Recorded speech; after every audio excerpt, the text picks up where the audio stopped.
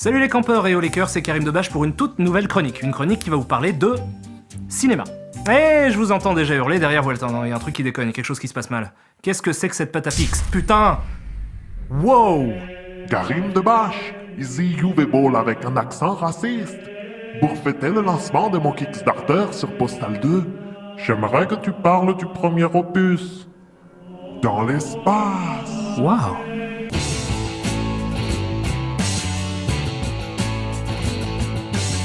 Donc Postal est un film américano-germano-canadien sorti le 18 octobre 2007 en Allemagne, tiré du jeu Postal 2 et réalisé par Uwe Boll, qui nous raconte l'histoire du Postal Dude qui vit avec sa femme obèse dans une caravane au milieu du trou du cul du monde, la ville de Paradise City. Il se rend à un entretien d'embauche où il est accueilli par son éventuel futur patron et son assistante. Entre nous, j'espère que vous ne verrez pas d'inconvénient à ce qu'on filme cet entretien. On le disséquera lors d'un stage. C'est d'accord? Ok, c'est quoi le délire avec sa chaise? Oui, c'est cool. Qu'est-ce qui tourne pas rond chez vous? Mais prends-en une autre! Le fauteuil. Nous j'ai avons un l'impression- temps imparti, alors évitons de traîner si vous le voulez bien. Oui, monsieur. Mais qu'est-ce que c'est une blague? C'est pas de l'humour, c'est une chaise! Donc évidemment l'entretien d'embauche se passe mal et le Postal Dude va rencontrer son oncle Dave qui est devenu gourou d'une secte de hippies et qui lui explique qu'il a besoin d'argent puisqu'il doit 1 300 000 $ et 79 cents. aux impôts.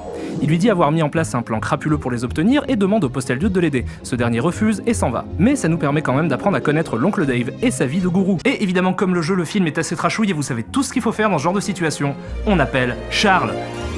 Non attends, on a déjà fait la blague dans l'épisode d'avant. Backward. On va dans le bel fait d'un rotin. Dans le rache, allez, ah non. On s'agit de ce genre il faut fixer. Il va s'ouvrir au char, c'est le jeu, le mec m'a dit. Et évidemment, comme le jeu, le film est assez trashouille et vous savez tout ce qu'il faut faire dans ce genre de situation, on met des photos d'Alain Madelin.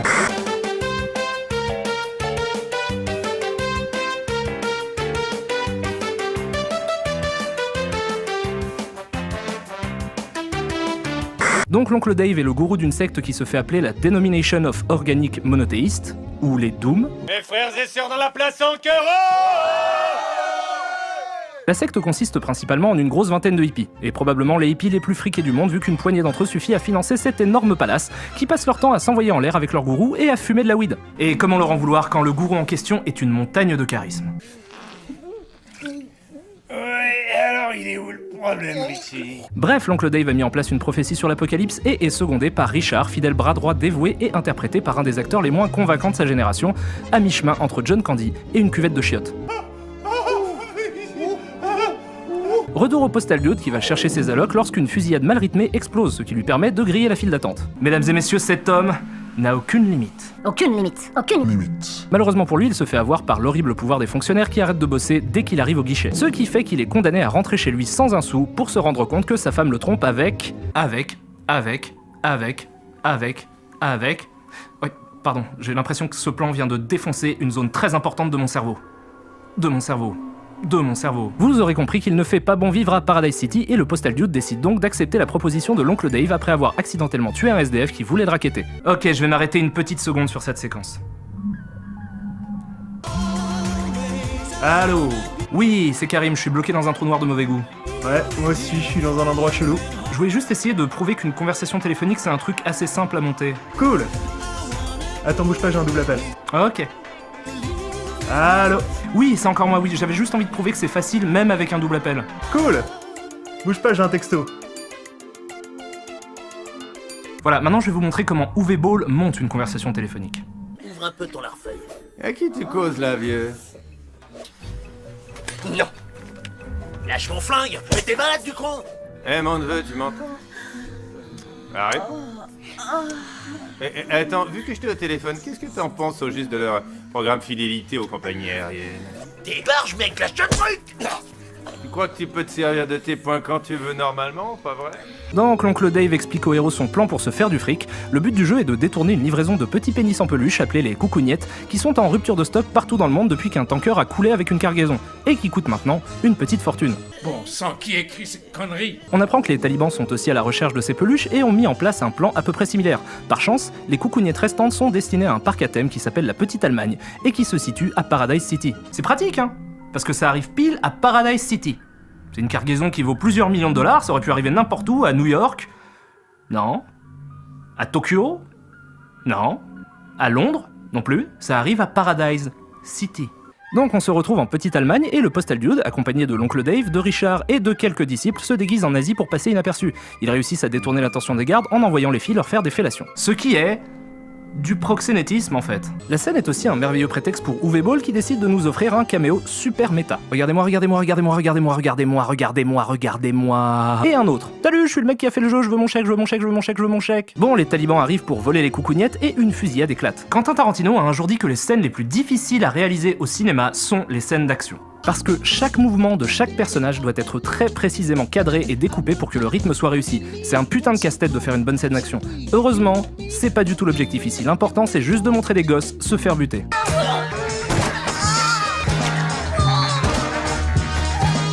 Ouais, je suis Uwe Boll, je suis trop extrême, je te montre des enfants morts, blablabla, je suis extrême, bla.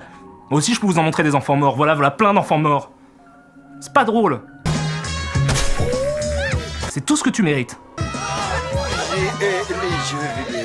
Ah bah voilà, il l'a dit, j'en étais sûr. Et c'est du second degré. Ah, c'est du second degré. Donc le postal dude arrive à s'enfuir, mais suite à un quiproquo déclenché par un flic ripou, il est considéré comme l'unique responsable de la fusillade. Il se retrouve donc recherché par les autorités qui décident d'envoyer la plèbe à ses trousses. Il réussit à les tromper en se déguisant en flic, ce qui est quand même une putain de performance. Parce que c'est visiblement le seul roux de la ville et que les gens qui se sont fait avoir par le stratagème l'ont déjà reconnu une fois avant, juste à partir d'une vieille photo qui lui ressemblait à peine. Unissez-vous, citoyens! Arrêtez ce fils de pute! Bref, il rejoint l'oncle Dave et les autres, et Richard, le bras droit de Dave, leur apprend que les coucougnettes contiennent le virus de la grippe aviaire et qu'il compte s'en servir pour déclencher une apocalypse sur le monde en suivant la prophétie de Dave. Il bute ce dernier après lui avoir roulé une pelle. Pourquoi ?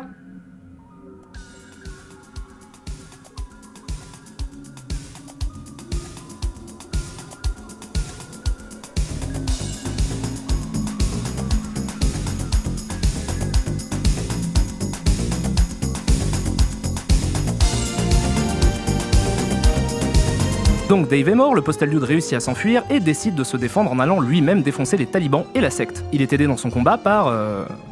elle. Bon ok, je suis obligé de m'arrêter 2 secondes pour vous expliquer pourquoi cette scène est une honte. Cette scène-là, la scène du héros qui se retrouve face à face avec une fille avec qui il a entretenu une relation pendant le film, cette tension créée par les regards des 2 gens qui s'aiment mais qui ont peur que l'autre soit du mauvais côté, c'est un truc qu'on a déjà vu dans un bon milliard de films. Il y a même ça dans Max Payne. Le problème que j'ai avec cette scène, c'est que ces 2 personnages ne se connaissent presque pas. Mais genre vraiment presque pas du tout quoi. Tiens, je vous ai fait un montage des seuls moments où on les voit ensemble pendant le film.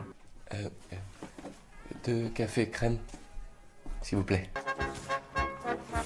Le café, c'est ça? Oh oui, 2 cafés crème. Il faut que je fonce. Voilà.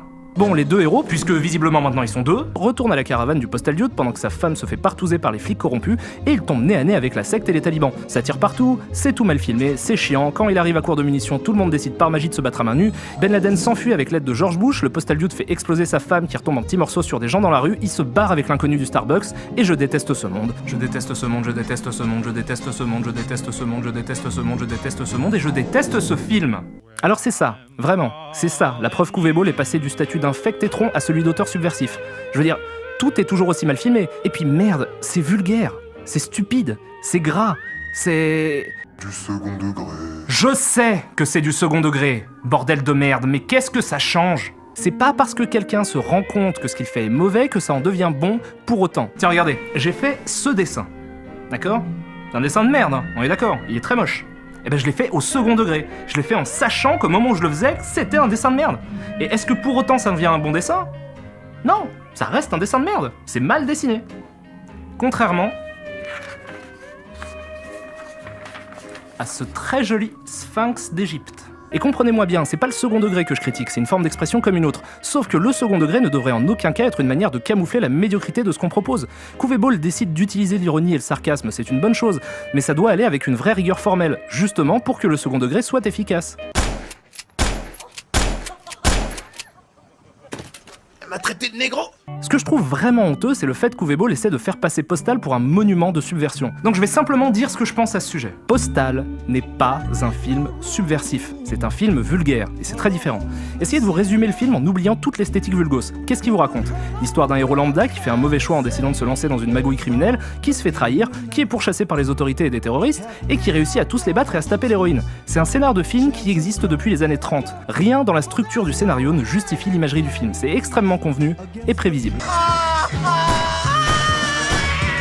Un vrai film subversif est un film qui renverse les codes des histoires qu'on a l'habitude de nous raconter pour bousculer le système. Prenez The Devil's Reject de Rob Zombie par exemple, c'est un film bien moins beauf mais un vrai film subversif. Dans The Devil's Reject, on suit une famille de tueurs nécrophiles psychopathes comme on peut en voir dans plein de films genre Massacre à la tronçonneuse, sauf que le film choisit de faire de ces personnages marginaux et répugnants les héros du film, et crée de l'empathie pour eux. Ce qui fait que regarder le film devient une expérience vraiment dérangeante parce que nos repères moraux sont mis à mal. Dans Postal, le héros est un héros, il partage les valeurs de n'importe quel personnage principal de blockbuster. Et faire un film subversif ne se résume pas à prendre un film standard et à rajouter des proutes et du caca par-dessus.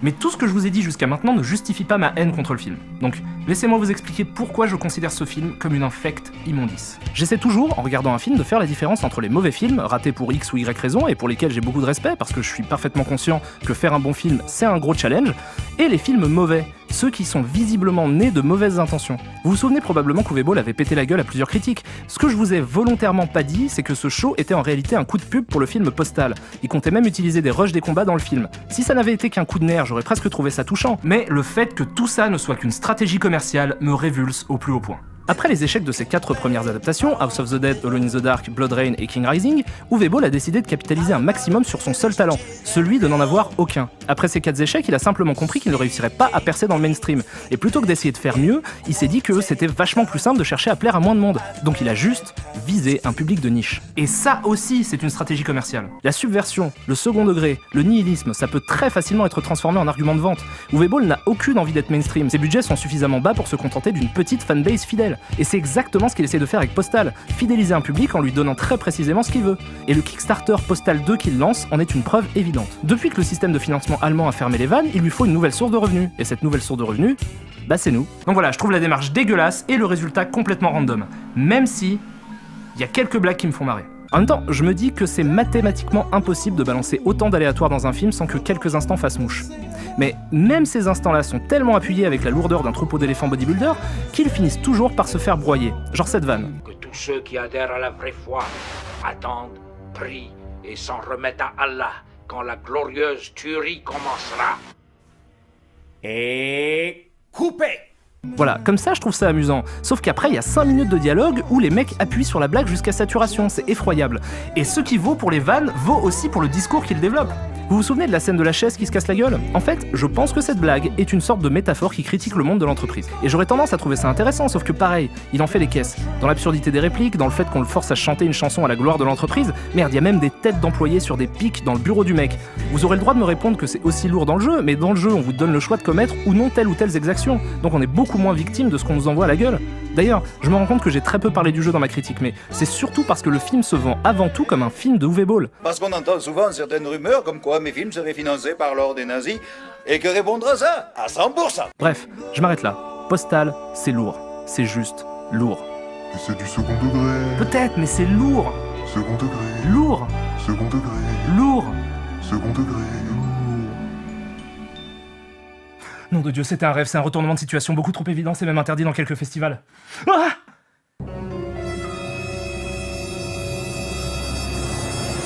Mais ça aussi, c'est très convenu.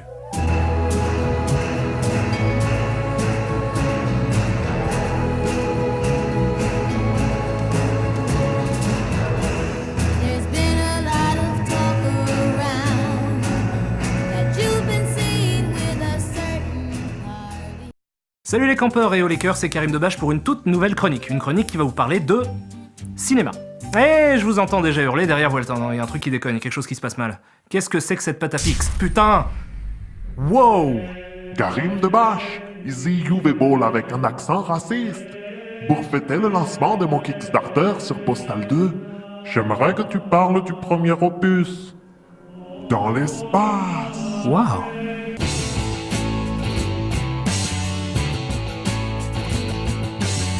Donc Postal est un film américano-germano-canadien sorti le 18 octobre 2007 en Allemagne, tiré du jeu Postal 2 et réalisé par Uwe Boll, qui nous raconte l'histoire du Postal Dude qui vit avec sa femme obèse dans une caravane au milieu du trou du cul du monde, la ville de Paradise City. Il se rend à un entretien d'embauche où il est accueilli par son éventuel futur patron et son assistante. Entre nous, j'espère que vous ne verrez pas d'inconvénient à ce qu'on filme cet entretien. On le disséquera lors d'un stage. C'est d'accord? Ok, c'est quoi le délire avec sa chaise? Oui, c'est cool. Qu'est-ce qui tourne pas rond chez vous? Mais prends-en une autre! Le fauteuil. Nous j'ai avons un l'impression- temps imparti, alors évitons de traîner si vous le voulez bien. Oui, monsieur. Mais qu'est-ce que c'est une blague? C'est pas de l'humour, c'est une chaise! Donc évidemment l'entretien d'embauche se passe mal et le Postal Dude va rencontrer son oncle Dave qui est devenu gourou d'une secte de hippies et qui lui explique qu'il a besoin d'argent puisqu'il doit 1 300 000 $ et 79 cents. aux impôts.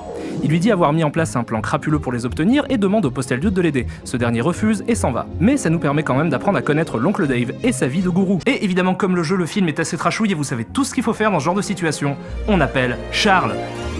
Non attends, on a déjà fait la blague dans l'épisode d'avant. Backward. On va demander le bel fait d'un rotin. Le rache, allez, ah non. On savait je dis ce genre il faut fixer des vaisseaux veillou charte c'est des feux le jeu le moque mon m'a dit et évidemment comme le jeu le film est assez trashouille et vous savez tout ce qu'il faut faire dans ce genre de situation, on met des photos d'Alain Madelin.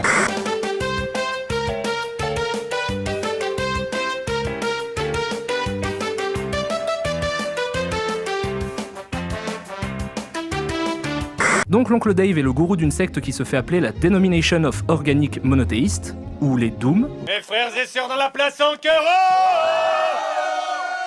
La secte consiste principalement en une grosse vengeance, les coucougnettes restantes sont destinées à un parc à thème qui s'appelle la Petite Allemagne, et qui se situe à Paradise City. C'est pratique, hein? Parce que ça arrive pile à Paradise City. C'est une cargaison qui vaut plusieurs millions de dollars, ça aurait pu arriver n'importe où, à New York. Non. À Tokyo.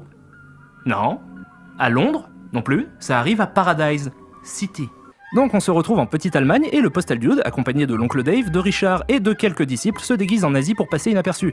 Ils réussissent à détourner l'attention des gardes en envoyant les filles leur faire des fellations. Ce qui est du proxénétisme en fait. La scène est aussi un merveilleux prétexte pour Uwe Boll qui décide de nous offrir un caméo super méta. Regardez-moi, regardez-moi, regardez-moi, regardez-moi, regardez-moi, regardez-moi, regardez-moi. Et un autre. Salut, je suis le mec qui a fait le jeu, je veux mon chèque, je veux mon chèque, je veux mon chèque, je veux mon chèque. Bon, les talibans arrivent pour voler les coucougnettes et une fusillade éclate. Quentin Tarantino a un jour dit que les scènes les plus difficiles à réaliser au cinéma sont les scènes d'action. Parce que chaque mouvement de chaque personnage doit être très précisément cadré et découpé pour que le rythme soit réussi. C'est un putain de casse-tête de faire une bonne scène d'action.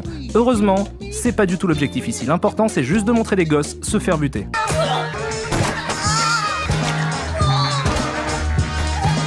Ouais, je suis Uwe Boll, je suis trop extrême, je te montre des enfants morts, blablabla, je suis extrême, bla. Moi aussi, je peux vous en montrer des enfants morts, voilà plein d'enfants morts. C'est pas drôle. C'est tout ce que tu mérites. Ah bah voilà, il l'a dit, j'en étais sûr. Et c'est du second degré.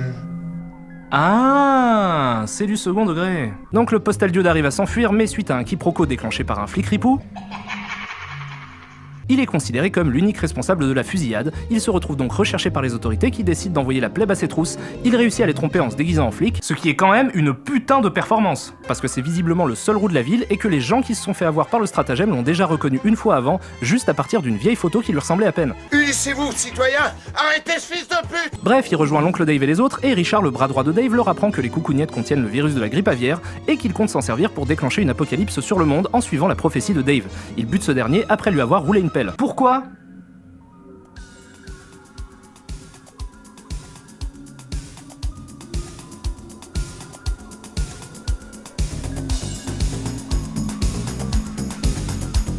Sarcasme, c'est une bonne chose, mais ça doit aller avec une vraie rigueur formelle, justement pour que le second degré soit efficace. Elle m'a traité de négro. Ce que je trouve vraiment honteux, c'est le fait qu'Uwe Boll essaie de faire passer Postal pour un monument de subversion. Donc je vais simplement dire ce que je pense à ce sujet. Postal n'est pas un film subversif, c'est un film vulgaire, et c'est très différent.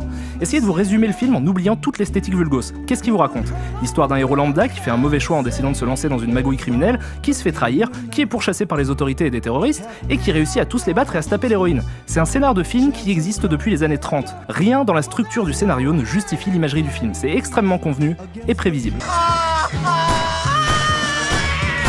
Un vrai film subversif est un film qui renverse les codes des histoires qu'on a l'habitude de nous raconter pour bousculer le système.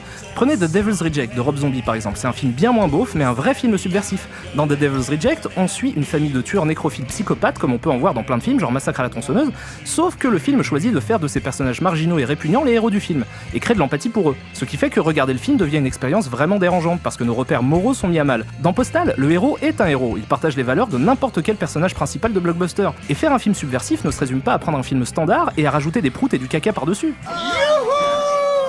Mais tout ce que je vous ai dit jusqu'à maintenant ne justifie pas ma haine contre le film. Donc, laissez-moi vous expliquer pourquoi je considère ce film comme une infecte immondice. J'essaie toujours, en regardant un film, de faire la différence entre les mauvais films, ratés pour X ou Y raison, et pour lesquels j'ai beaucoup de respect, parce que je suis parfaitement conscient que faire un bon film, c'est un gros challenge, et les films mauvais, ceux qui sont visiblement nés de mauvaises intentions. Vous vous souvenez probablement qu'Uwe Boll avait pété la gueule à plusieurs critiques. Ce que je vous ai volontairement pas dit, c'est que ce show était en réalité un coup de pub pour le film Postal. Il comptait même utiliser des rushs des combats dans le film. Si ça n'avait été qu'un coup de nerf, j'aurais presque trouvé ça touchant. Mais le fait que tout ça ne soit qu'une stratégie commerciale me révulse au plus haut point. Après les échecs de ses 4 premières adaptations, House of the Dead, Alone in the Dark, Blood Rain et King Rising, Uwe Boll a décidé de capitaliser un maximum sur son seul talent, celui de n'en avoir aucun. Après ces 4 échecs, il a simplement compris qu'il ne réussirait pas à percer dans le mainstream, et plutôt que d'essayer de faire mieux, il s'est dit que c'était vachement plus simple de chercher à plaire à moins de monde, donc il a juste visé un public de niche. Et ça aussi, c'est une stratégie commerciale. La subversion, le second degré, le nihilisme, ça peut très facilement être transformé en argument de vente. Uwe Boll n'a aucune envie de hippie, et probablement les hippies les plus friqués du monde vu qu'une poignée d'entre eux suffit à financer cet énorme palace qui passe leur temps à s'envoyer en l'air avec leur gourou et à fumer de la weed. Et comment leur en vouloir quand le gourou en question est une montagne de charisme. Ouais, alors il est où le problème, Richie? Bref, l'oncle Dave a mis en place une prophétie sur l'apocalypse et est secondé par Richard, fidèle bras droit dévoué et interprété par un des acteurs les moins convaincants de sa génération, à mi-chemin entre John Candy et une cuvette de chiottes. Retour au Postal Dude qui va chercher ses allocs lorsqu'une fusillade mal rythmée explose, ce qui lui permet de griller la file d'attente. Mesdames et messieurs, cet homme n'a aucune limite. Aucune limite. Aucune limite. Malheureusement pour lui, il se fait avoir par l'horrible pouvoir des fonctionnaires qui arrêtent de bosser dès qu'il arrive au guichet. Ce qui fait qu'il est condamné à rentrer chez lui sans un sou pour se rendre compte que sa femme le trompe avec... Oui, pardon, j'ai l'impression que ce plan vient de défoncer une zone très importante de mon cerveau. Vous aurez compris qu'il ne fait pas bon vivre à Paradise City et le Postal Dude décide donc d'accepter la proposition de l'oncle Dave après avoir accidentellement tué un SDF qui voulait le racketter. Ok, je vais m'arrêter une petite seconde sur cette séquence. Allô? Oui, c'est Karim, je suis bloqué dans un trou noir de mauvais goût. Ouais, moi aussi, je suis dans un endroit chelou. Je voulais juste essayer de prouver qu'une conversation téléphonique c'est un truc assez simple à monter. Cool. Attends, bouge pas, j'ai un double appel. Ok. Allô? Oui, c'est encore moi, oui, j'avais juste envie de prouver que c'est facile même avec un double appel. Cool. Bouge pas, j'ai un texto. Voilà, maintenant je vais vous montrer comment Uwe Boll monte une conversation téléphonique. Ouvre un peu ton larfeuille. À qui tu causes là, vieux? Non. Lâche mon flingue. Mais t'es malade du con. Eh, mon neveu, tu m'entends? Arrête. Attends, vu que je t'ai au téléphone, qu'est-ce que t'en penses au juste de leur programme fidélité aux compagnies aériennes? Débarche, mec, lâche le truc. Tu crois que tu peux te servir de tes points quand tu veux normalement, pas vrai? Donc l'oncle Dave explique au héros son plan pour se faire du fric. Le but du jeu est de détourner une livraison de petits pénis en peluche appelés les coucougnettes, qui sont en rupture de stock partout dans le monde depuis qu'un tanker a coulé avec une cargaison, et qui coûtent maintenant une petite fortune. Bon sang, qui écrit ces conneries? On apprend que les talibans sont aussi à la recherche de ces peluches et ont mis en place un plan à peu près similaire.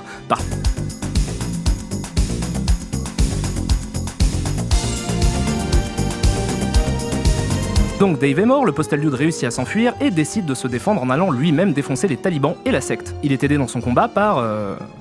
elle. Bon ok, je suis obligé de m'arrêter 2 secondes pour vous expliquer pourquoi cette scène est une honte. Cette scène-là, la scène du héros qui se retrouve face à face avec une fille avec qui il a entretenu une relation pendant le film, cette tension créée par les regards des 2 gens qui s'aiment mais qui ont peur que l'autre soit du mauvais côté, c'est un truc qu'on a déjà vu dans un bon milliard de films. Il y a même ça dans Max Payne. Le problème que j'ai avec cette scène, c'est que ces 2 personnages ne se connaissent presque pas. Mais genre vraiment presque pas du tout quoi. Tiens, je vous ai fait un montage des seuls moments où on les voit ensemble pendant le film.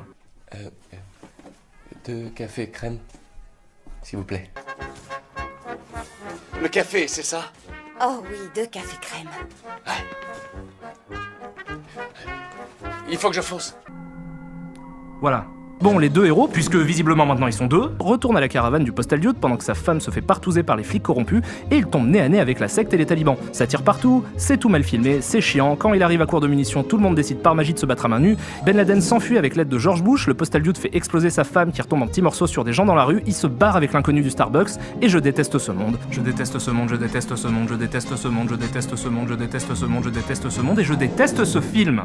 Alors c'est ça, vraiment, c'est ça, la preuve qu'Uwe Boll est passé du statut d'infect étron à celui d'auteur subversif. Je veux dire, tout est toujours aussi mal filmé, et puis merde, c'est vulgaire, c'est stupide, c'est gras, c'est... Du second degré. Je sais que c'est du second degré, bordel de merde, mais qu'est-ce que ça change ? C'est pas parce que quelqu'un se rend compte que ce qu'il fait est mauvais que ça en devient bon pour autant. Tiens, regardez, j'ai fait ce dessin, d'accord ? C'est un dessin de merde, hein, on est d'accord, il est très moche. Eh ben je l'ai fait au second degré. Je l'ai fait en sachant qu'au moment où je le faisais, c'était un dessin de merde. Et est-ce que pour autant ça devient un bon dessin ? Non, ça reste un dessin de merde. C'est mal dessiné. Contrairement à ce très joli Sphinx d'Égypte. Et comprenez-moi bien, c'est pas le second degré que je critique, c'est une forme d'expression comme une autre. Sauf que le second degré ne devrait en aucun cas être une manière de camoufler la médiocrité de ce qu'on propose. Uwe Boll décide d'utiliser l'ironie